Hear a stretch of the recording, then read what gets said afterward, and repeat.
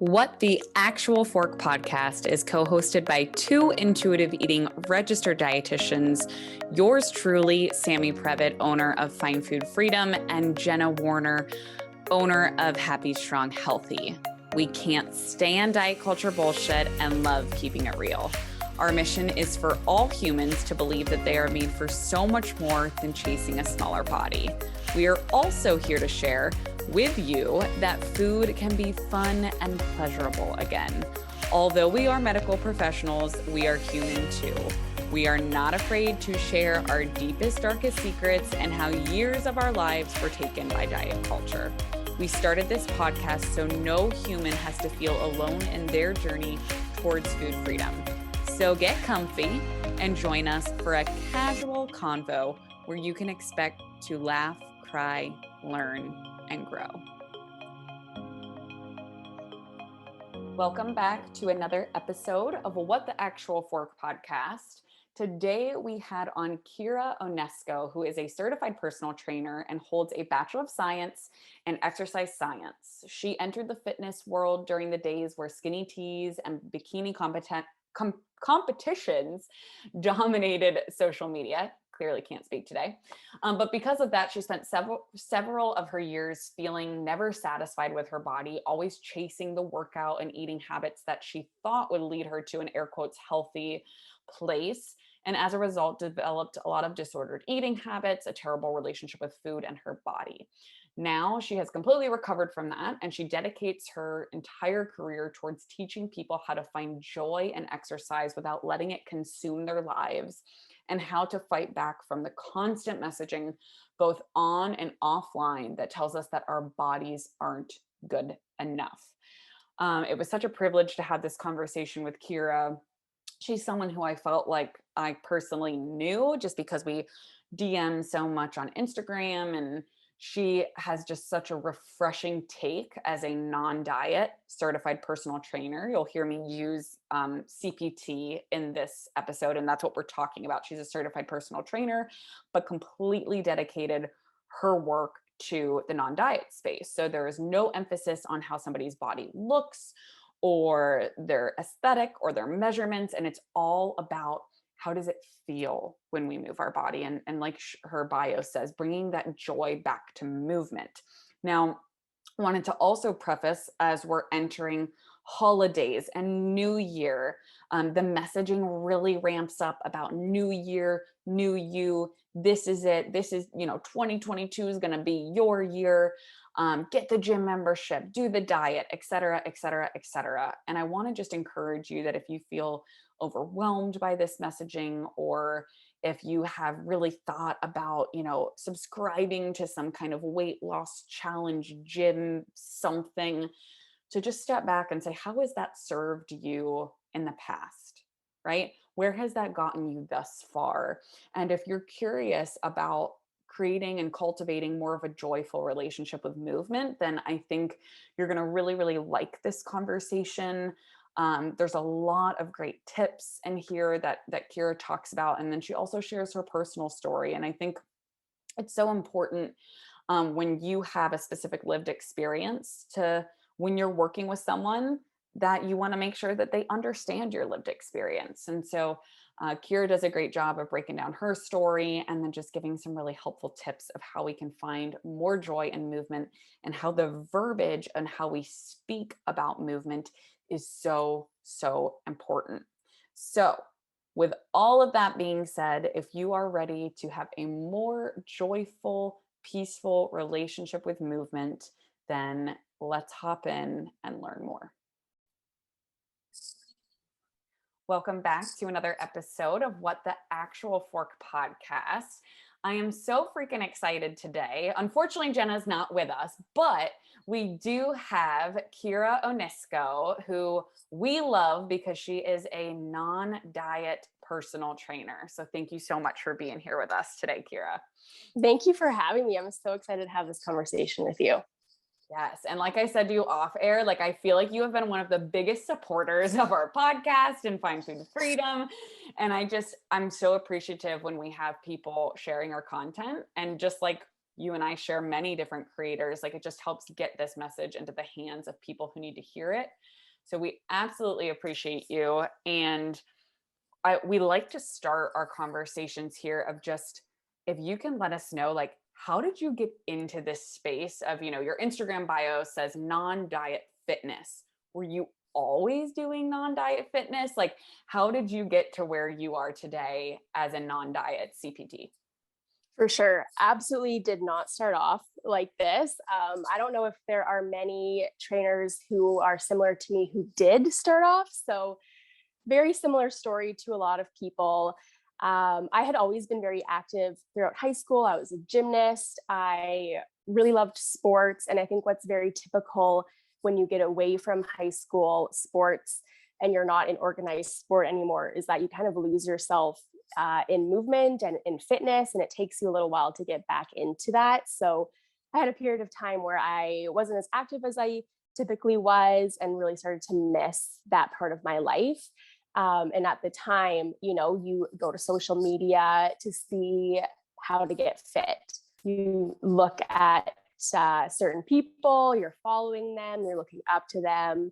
And I, at this point, didn't have any training or education fitness. So I just saw, what was online and just figured this is what you do to get fit, to get in shape, to get healthy. And I really had no idea that those behaviors actually could be causing more harm than good. So this was probably close to about 10 years ago now. So it seems weird that there is social media all the way back then, but still was. And it was very, in a lot of ways, very different, but unfortunately, a lot of ways, very much the same to how it is now, the social media scene back then. So lots of bikini competitors, fitness models, eating clean seemed to be, what everybody was talking about, very heavy on tracking, measuring, counting. And I fully threw myself into that. I think for people who are competitive, who are very big into sports, they can kind of really take on that role in a different way when they get into fitness, just kind of recreationally. And it was really years. It kind of took me years of going down that path of really starting to have a negative relationship with food. My relationship started to suffer because there was the fear of going out and eating at places that maybe you weren't familiar with, all of that sort of thing that I know so many people can relate to so much. And yeah, it took a few years. It's definitely a long process, as I'm sure a lot of people can relate to as well. Not an overnight journey, and a lot of kind of small steps to get away from that mentality. And something that I found to be really helpful is around that time, I was primarily doing you do your cardio machine for however many minutes, you maybe do a little bit of weights, but you're very much like working out to burn calories. You're working out to look a certain way. And it wasn't really any emphasis on what your body is capable of. It's very aesthetic focused. And that's that bodybuilding culture that was really kind of permeating the fitness scene at the time. And thankfully, I got away from that a little bit when I started getting into CrossFit, which isn't without its own issues there, but it started to teach me what my body was capable of, more so than what it could look like. So, and that was really taking me back to my gymnastics days. There's lots of gymnastics, kind of related elements. And there's no mirrors in the gyms typically, which is a really helpful thing. But the big negative thing there is the culture around CrossFit. And this could be like a whole conversation on its own, but the dieting piece is very much still there. So that was really preventing me from moving away from that. Still an emphasis on what a quote unquote fit body looks like. But I really enjoyed the weightlifting aspect of it. Running, not for me. I could just get away from the running for sure, but the weightlifting I really, really enjoyed because it was very reminiscent of like the technique and gymnastics. So I actually got away from a CrossFit style gym and went to a Olympic weightlifting only gym. And I think that was like the next piece of the puzzle that really helped me improve my relationship with exercise, because we were still training hard. We were still, pushing ourselves to see what our bodies are capable of.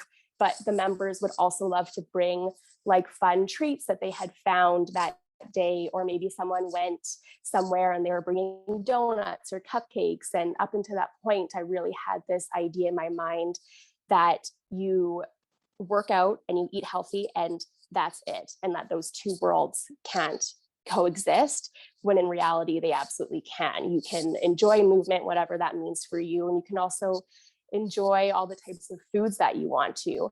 And that's definitely not something that was ever happening in the other fitness spaces that I was in before. Maybe there were treats, but they were like, who even knows what were in those? Like some, I don't even know what, black beans and not all the good stuff, that's for sure. So that really helped me to step away from that mentality. But even then, it was still probably another few years until I really started to get on track with the idea of you don't need to try and control your body size. You don't need to be super strict around what you're eating. And again, that's just, I think, part of the journey as well. And I remember I went to school for exercise science. And again, like I'm sure with your education as well, there's just so many aspects of it where there's just so much further that they can go in terms of talking about the dangers of intentional weight loss and dieting and all that kind of stuff. But I had one class that was an elective. So if I had never been to this class, I don't know when I would have first heard this, but there was a presenter, like a guest speaker, that came in to talk about health at every size. And I just remember being like, what is this person talking about? I was like, just gobsmacked, and it's kind of embarrassing to think about now, but I think it's also important to let people know that like you can start off from being very not on board, and then slowly start, the blinds start to open, and you're able to see what's going on. But that was my first kind of instance of learning about that. But at least it was able to open my eyes to other possibilities.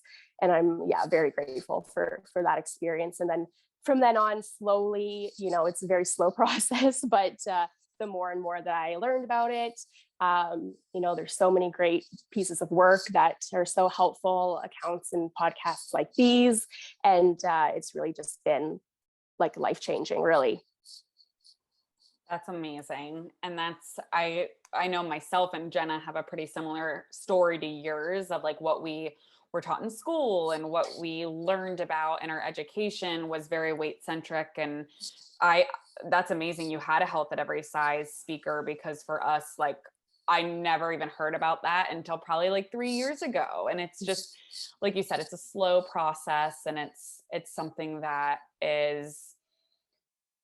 it's so important to share how you've learned and have shifted and grown, because I think so many people have so much shame as providers and trainers and health professionals. Like once they learn this, like they did all this harm, but like that's what we were taught, and it's okay. But once we learn more, like, right, we learn better, we do better. And that's exactly what you've been doing. And so you have a post here I wanted to share. I loved your relationship with food and exercise will be forever strained if changing your body is your main goal. Ask yourself, what or would you rather have the ideal body or an ideal life? And I think that is such an amazing post. So I would love for you to kind of talk about the inspiration behind that post. And or I know we talked off air, you have a wedding coming up like very soon, how this kind of fits into that, because I feel like there's such a big shedding for the wedding, heavy air quotes, like mentality. So whether you want to put a bridal spin on that or not, I feel like it all just kind of connects. Yeah, absolutely. So I think a big piece of that is that so many of us have this idea that if our bodies look different, if they looked a certain way, that we would be so much happier. I know so many of us have had that the experience of quite the opposite.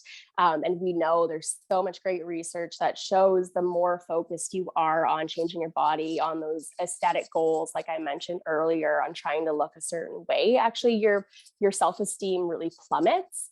And there's so many different aspects of that become so harmful to your self-image, to your self-worth, and really, what I was talking about earlier about getting away from the aesthetic side of fitness into more of what your body's capable of, or even just how movement makes you feel. It's just amazing how much better you can feel about your body. And that's one thing that I really try to teach my clients, is that you don't need to have a new body or a different body to appreciate the body that you have now. And really your fitness experience, your relationship with food, everything becomes so much more positive when that's not at the forefront of your brain at all times. And I don't know if there's a way to be trying to change your body that isn't going to affect food both your relationship with food and your sense of self too, because it's just like this constant reminder that you're not good enough, that your body's not good enough, and that something needs to change. And from my experience anyways, there was never like an ending point. So I would have whatever the type of goal was that was related to changing something about my body. Maybe that would happen, or I would get close to that, and it was never good enough. There was always something else that needed tweaking or adjusting, and it really takes the focus away from what's going on inside, and it puts it all outward, and that really does a lot of damage to our self-esteem. Absolutely. Absolutely. And so let's pull that over into the wedding world. I couldn't agree more with what you said. I really don't think there is a way that you can like intentionally restrict and change your body Mm-hmm. and not damage your body image and your self perception. So when we think of weddings and brides, there's so much emphasis on how a bride looks on that day, which just speaks volumes to our culture Mm-hmm. and all these things. So, how has it been for you now being a bride and leading up to your wedding? We had another dietitian on here, Emily from We All Eat Nutrition, and she was like pre-wedding. So she covered like kind of the food aspect. So if you can cover like the Mm-hmm. fitness aspect of like being a bride and how much more I'm assuming enjoyable it's been for you having this mindset versus maybe Kira like Oh yeah, 6 years absolutely. ago. And that just speaks to how happy I am to be away from that, because I could not imagine still being stuck in the diet kind of mindset while also trying to plan this wedding and get ready for the event. It's stressful. I'm sure you remember, obviously it's stressful enough as it is. Just everything going on, plus everything going on in the world. And then on top of that, adding in all of the stress of trying to look a certain way, feeling like you're not good enough, feeling like you don't look good enough. And we need to remember that dieting and uh, exercising to intentionally try and lose weight is also stressful on your body. So it's like this compounding stress. And this is supposed to be, one of the happiest days of your life. And the lead up to it is just filled with self-doubt and feelings of not being good enough. And the image that we have in our minds of what we think we should look like or what we think we want to look like uh, is just not realistic. And there's no another thing that I think it's really important to mention, and something that I think a lot of trainers who are in the space of getting brides ready for the day is this idea, this false idea people have that you can easily just mold your body into whatever there's a fly. You could easily mold your body into whatever shape you want. And we know that it's simply just not true. Your body is the way that it looks for a reason. And you're not like a chunk of clay that you can just mold into whatever you want. And even if that were the case, there's so many ramifications around what dieting will do to your relationship with food, again, negatively impacting your mental health. And it's just not guaranteed. Like, we know that there's many people will not be able to sustain that weight loss. Majority of people will gain it back, and more so, we all know this, and there's no way of knowing when that trajectory is going to kind of happen. So, and that's another reason why we really want to stay away from the shredding for the wedding, or, you know, the purposely buying a smaller gown to try and fit into it, all of that kind of stuff, because it's just not in our control, and there's so many other things, more important things, that we can put our time and energy into. I cannot agree more. And I think it's important to like say, like, so many people hear this message and they're like, so you're saying I just shouldn't work out? And it's like, nobody Mhm. said that.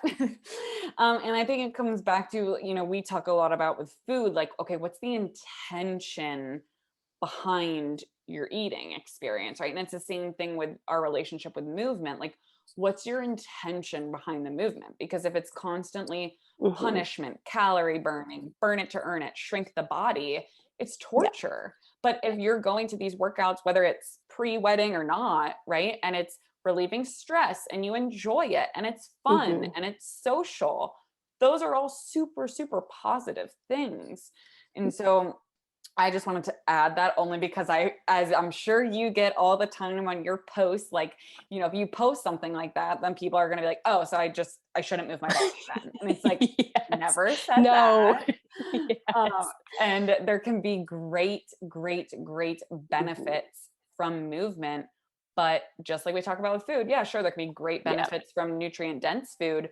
But if you have guilt and shame and morality tied to food Mhm. or movement, we need to dig in there first so then Yeah, we can absolutely. enjoy that movement. And that kind of message is all over your page, but I'm only reiterating it here for listeners just in case it's their first time kind of hearing something like this.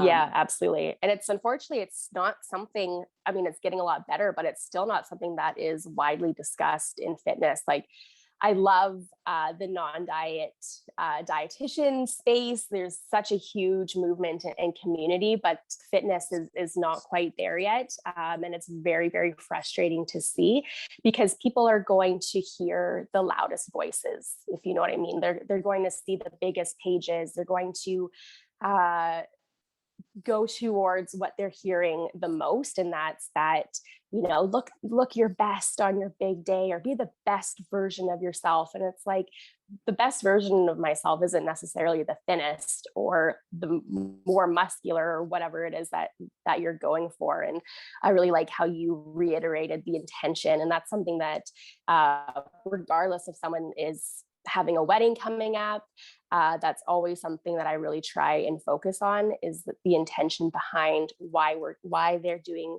that type of exercise, why they're forcing themselves to do something that they don't enjoy, and really trying to focus more on burning stress rather than burning calories, burning fat, that kind of stuff that we hear way too often. It's actually very damaging. yes, absolutely. And I'm pretty positive, because you're in this space as well. It's so easy as a non-diet medical health professional to feel burnt out and to feel like you're saying all these things and nobody's listening. But I think that I forget if it was a student I was talking to the other day, but we were talking about how, like, we do this work and we probably won't ever get to experience a world where this is the norm, but we do this work so hopefully someday there are generations where, like, when they hear that, like, you can enjoy movement and, you know, engage in movement that isn't to shrink your body, they'll be like, oh yeah, no shit. But and then they're going to look back at the messages around fitness right now and be like, what the hell were they doing in 2020 and 2021, you know? And it's so much easier said than done, though, because obviously we're in Hmm. this space because we want to help people and we just want the best for people. But um it's unfortunately going to probably take a while to get there, but your work is so important and it's so needed. And we're just so grateful that you're in this space. uh Thank you. yeah. So one of my last questions I have for you is, I I think we all have like traumatic experiences of being at a workout class or being somewhere where they're like, okay, now you can earn your pizza, or, now you earned whatever, and all the like burn it to earn it kind of stuff. So I would love to hear from you, like when you're training clients, when you're working with clients, like what is the importance of verbiage that you use around Mhm. movement? Or like what are some, like everyone has like their go-to things they say. Like what are your favorite like things to say when you're motivating people? Because I think it can just be so fun and uplifting and hopefully be like a mantra for people listening. Yeah, absolutely. So, just what you're saying about the verbiage that can be very traumatic for a lot of people, like definitely we're staying away from like the slimming, the toning, the burning, the firming. That was a little bit of a rhyme there at the end, but all of that kind of stuff is so commonplace that a lot of people might not think twice about it. But it's almost like um, what's the word I'm looking for, where it's just like under the surface of you don't really realize how that affects you and how that makes you feel about your body. So we're definitely staying away from that terminology. Really, I'm not making any comments about the person's body, even if it were something that was meant to be maybe positive, like, oh, for example, a lot of people might a lot of trainers might comment on someone looking more muscular or someone looking a little bit different. And I think again that places the focus on the outward physical when we really want to be getting away from that. So it's more so and something that I really love to implement is the use of performance goals over aesthetic goals. So again, I talk a lot about this of seeing what your body is capable of. So we do,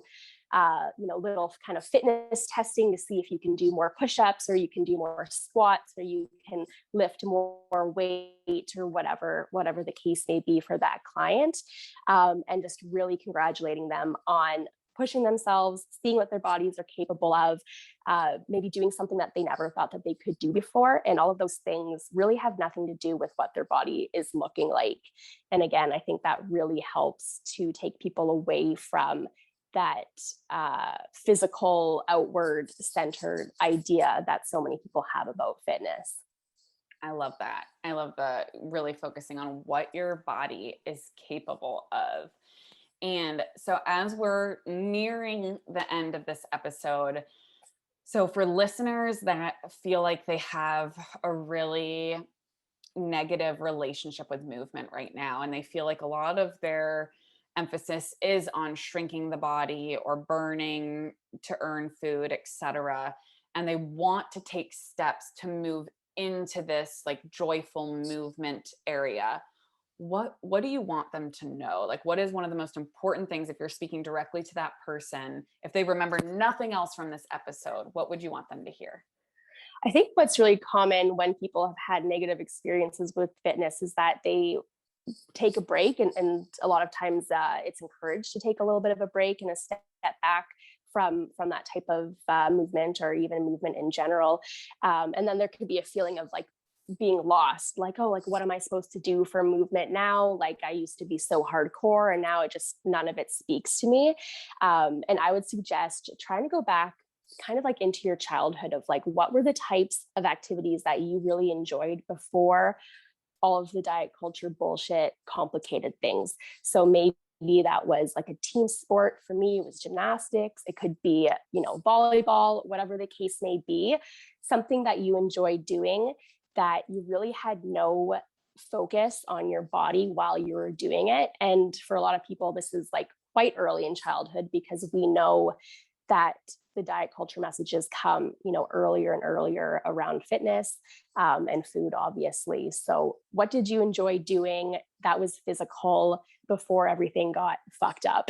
And can you implement that into your life now? Maybe you're joining a rec league of whatever the organized sport was. For me, like I could do like adult gymnastics, or there's even, types of activities that kind of mimic whatever your passion was as a kid, whether it's dance classes, whatever the case may be. But I would also suggest making sure that whatever that activity is, if there's an instructor leading it, making sure that they're aligned with your values when it comes to wanting to step away from that toxic fitness culture. Because if you're still in that space and you're still having those influences, it's going to be very difficult to get out of that mindset. Yes. I think that's such an amazing question of like, what do you actually enjoy? The amount of times that people hear that question, or I ask people that question, they're like, I have no idea, because I've been living 20 plus years of my life doing things I thought I had to do. Right. And so that's such a great place to start. So for anybody listening who they want to find you, they want to learn more, just let them know where's the best place they can find you. And if you have anything going on right now you want them to know about. Yeah, for sure. So Instagram, best bet, just at Kira Onisko, not on the TikToks or anything like that. It was just too much. It's too much. Yeah. So Instagram, and I have a on-demand workout video subscription that I like to call a diet culture free zone. So exactly what I was talking about before, no emphasis on changing your body. We just do fun, quick workouts you can do in the comfort of your own home, minimal equipment. And there's also a great Facebook community where people who are trying to get away from that toxic fitness culture can support each other. And I have a good friend who's also a non-diet registered dietitian. She comes onto the group as well to answer the nutrition piece and the intuitive eating piece, which is, as we know, such a big piece of the puzzle as well. Awesome. So if you could just let them know, what is your Instagram? Where is that? At Kira Onisko is the handle. And then my membership is called Fit From Home, which is probably something I should have mentioned. Yeah. Well, it's so that's easy. just on my website. I totally get it, because we're just talking about those things all the time, and we will definitely make sure to link those. Yeah, you don't know? Yeah, we will definitely make sure to link those in the show notes for listeners. And that way they will be able to find them and get all the resources they need if they want to have a more peaceful relationship with movement. So thank you so much for being here with us today, Kira. Thank you for having me. It's been awesome. Guys, thank you so much for listening to another episode of What the Actual Fork Pod. We know there are a lot of pods out there, and we are so grateful that you are here listening with us. If you enjoyed this episode, please be sure to subscribe, like, share with all your friends and faves, and follow along with us on social at What the Actual Fork Pod. We promise to continue to bring you the hottest topics, greatest guests, and the most fun you can possibly have while fighting diet culture bullshit. We love you, we appreciate you, and we will see you next week for a lot more fun.